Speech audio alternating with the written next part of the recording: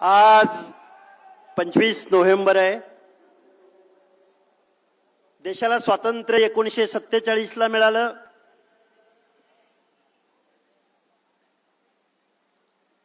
सव्वीस नोव्हेंबर 1950 ला देशाला संविधान मिळालं.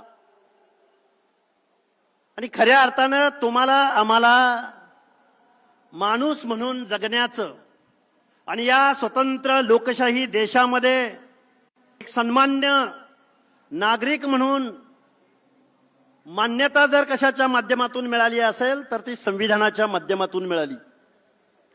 खऱ्या अर्थानं विचार मंचावरती श्रद्धेय बाळासाहेब आहेत. विचार मंचावरती सन्मान्य मंडळी बसलेली आहेत. मी एक ओबीसी विजयंती एसबीसी चळवळीचा कार्यकर्ता आहे आणि संविधानाचा हा अमृत महोत्सव तुम्ही आम्ही साजरा करतोय. 26 नोव्हेंबरच्या पूर्वसंध्येला आज मुंबईमध्ये हा जो कार्यक्रम होतोय, खऱ्या अर्थानं या विचार मंचावरती जेवढे म्हणून या भारतवर्षामध्ये या महाराष्ट्रामध्ये फेसलेस आयडेंटिटी असलेले समूह आहेत, त्या समूहांचा आवाज असणारी ही मंडळी विचार मंचावरती उपस्थित आहेत. मी संविधानाप्रती ऋण व्यक्त करायला तर आलोयच, पण श्रद्धेय बाळासाहेब आंबेडकरांनी ओबीसींच्या बाजूनं गेल्या वर्षभरामध्ये ठाम अशी भूमिका घेतली. ओबीसींचा आवाज आणण्याचा प्रयत्न केला. त्या श्रद्धेय बाळासाहेब आंबेडकरांच्या लढाऊ वृत्तीला सलाम करण्यासाठी मी इथं आलोय. आता किती बोलावं, काय बोलावं, सभेच्या संकेताप्रमाणे मी अगदी थोडक्यात मी माझं मनोगत व्यक्त करेन. या भारतामध्ये देशाचा अमृत काळ साजरा केला जातोय. माझ्या अगोदरच्या एका वक्त्याने सांगितलं, इथं या देशामध्ये आर्थिक नियोजन अनेक झाली. हजारो लाखो करोडोंच्या उड्डाणाच्या उड्डाण झाले. या मुंबईमध्ये वरळी सी लिंक पूर्ण होऊ शकतो, कोस्टल रोड पूर्ण होऊ शकतो, समृद्धी महामार्ग पूर्ण होऊ शकतो. झाला पाहिजे, विकास झाला पाहिजे. विकासाच्या विरोधात बोलायला लागलं तर आम्हालाच परत ट्रोल केलं जाऊ शकतं. आर्थिक नियोजन जरूर झाली पाहिजेत, पण देशाचा संविधानाचा अमृतकाळ साजरा होत असताना, अमृत महोत्सव साजरा होत असताना सामाजिक न्यायाचं काय,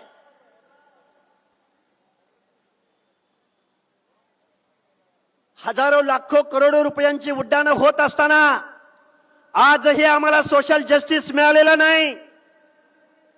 आज वंचित बहुजन आघाडीच्या माध्यमातून हा कार्यक्रम होतोय.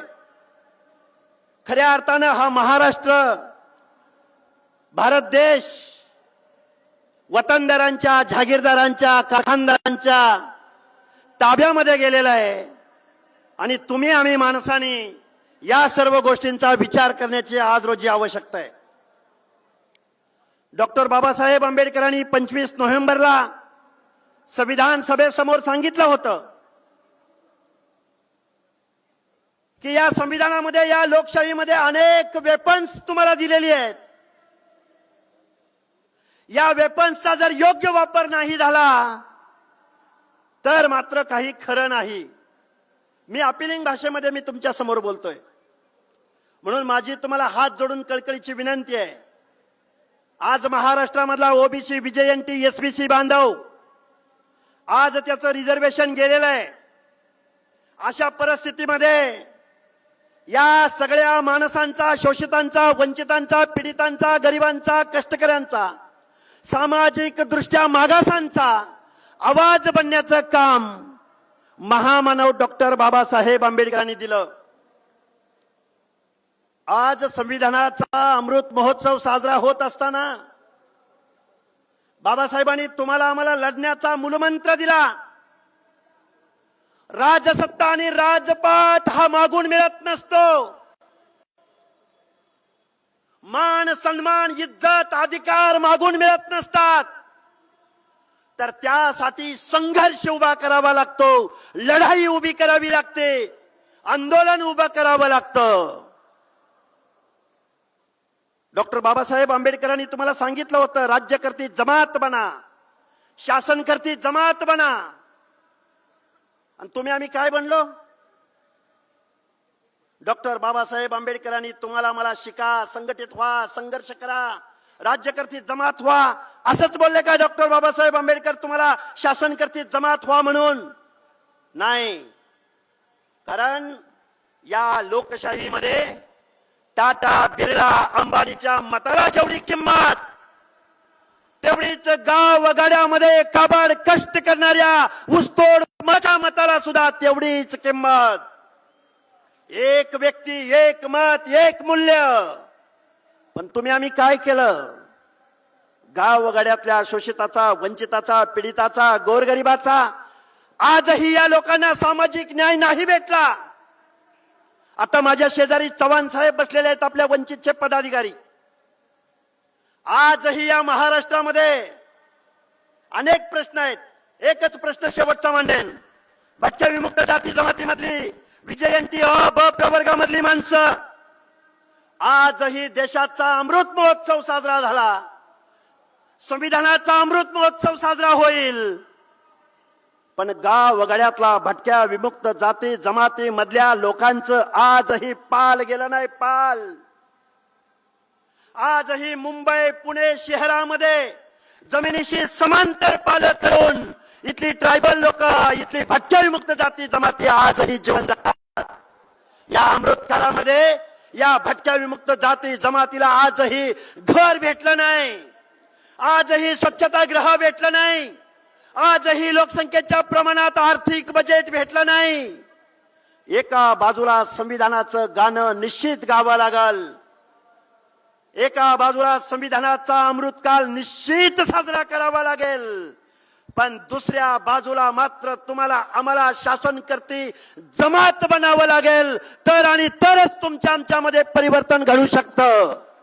महाराष्ट्रामधल्या ओबीसी बांधवांना नवनाथ आबा तुम्ही आम्ही समजावून सांगतोय,